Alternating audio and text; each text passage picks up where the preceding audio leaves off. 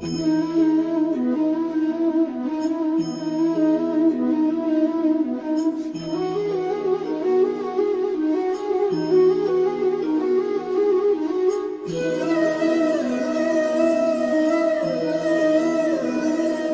प्रिय शिशु, भगवद गीता के 10वें अध्याय का नाम विभूति योग है।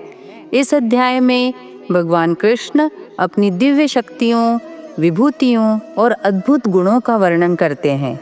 जैसे तुम मेरे गर्भ में पल रहे हो, वैसे ही संसार की हर चीज भगवान कृष्ण की शक्ति से जुड़ी हुई है। भगवान कृष्ण ने विभूति योग में कहा है कि वह सभी चीजों में मौजूद हैं।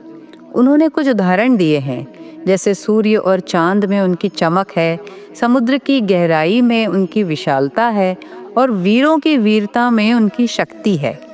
प्यारे बच्चे, भगवान कृष्ण ने भगवद गीता के इस अध्याय में बताया है कि उनमें कितनी अद्भुत और अनूठी शक्तियां हैं।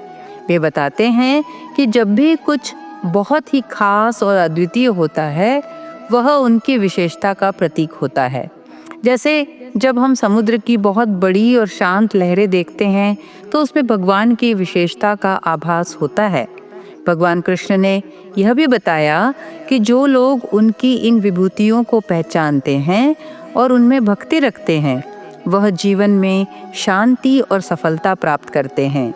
तो मेरे बच्चे, जब तुम बड़े होकर इस सुंदर संसार में जियोगे, तो याद रखना कि हर अच्छी चीज में भगवान की एक झलक होती है। उनकी उपस्थिति को अनुभव करना और उनमें आस्था रखना कि वह हमें जीवन में सही दिशा दिखाएंगे। मेरे बच्चे, तुम भी भगवान के विशेष रूप में ही हो। तुम में भी उनकी विभूतियों और अद्वितीय शक्तियों का संचार है।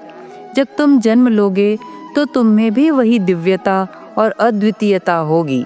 तुम हमेशा याद रखो कि तुम भगवान की विशेष रचना हो और उनकी विभूतियों का हिस्सा हो। इस अध्याय में मुख्य बिंदु मैं इस प्रकार आपको बताती हूँ। पहला, कृष्ण स्वयं समस्त सृष्टि का आधार हैं और वही विभिन्न चीज़ों और जीवों में अपनी विभूतियों के रूप में मौजूद हैं। दूसरा, कृष्ण प्रत्येक श्रेणी के श्रेष्ठ तत्व में निहित हैं, जैसे वे जल में समुद्र हैं, पशुओं में सिंह हैं, नदियों में गंगा है आदि। तीसरा, इस अध्याय के माध्यम से एक व्यक्ति कृष्ण की दिव्यता को समझकर आध्यात्मिक रूप से जागृत हो सकता है। चौथा, भक्ति और समर्पण के माध्यम से ही हर व्यक्ति भगवान श्री कृष्ण को जान सकता है और उनकी कृपा प्राप्त कर सकता है।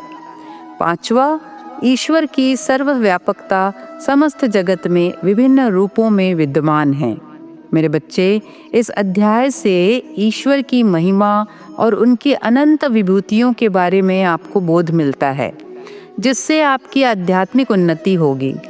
तो मेरे प्रिय शिशु, गीता के 10वें अध्याय विभूति योग पर यह हमारा संवाद मैं समाप्त करती हूँ। इस सुंदर समय की आपको सुंदर शुभकामनाएं। भगवान श्री कृष्ण के एवं मेरे ढेर सारे आशीर्वाद। जय श्री कृष्ण।